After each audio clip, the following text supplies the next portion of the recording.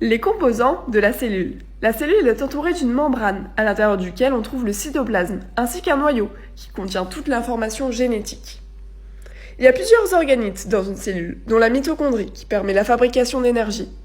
On trouve également les ribosomes, qui sont essentiels pour la synthèse des protéines. Le réticulum endoplasmique est un lieu de stockage. Il stocke les lipides, mais aussi les protéines. L'appareil de Golgi, quant à lui, permet la maturation des protéines. La membrane cellulaire. La membrane est composée de phospholipides.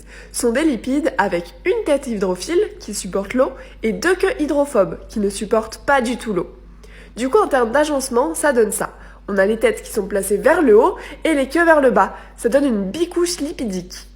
À l'intérieur, on peut trouver des protéines intrinsèques, mais aussi des protéines extrinsèques à l'extérieur de la cellule. C'est eux qui vont permettre le transport de molécules. On a également des glucides. Dans ces glucides, on trouve les glycolipides et les glycoprotéines.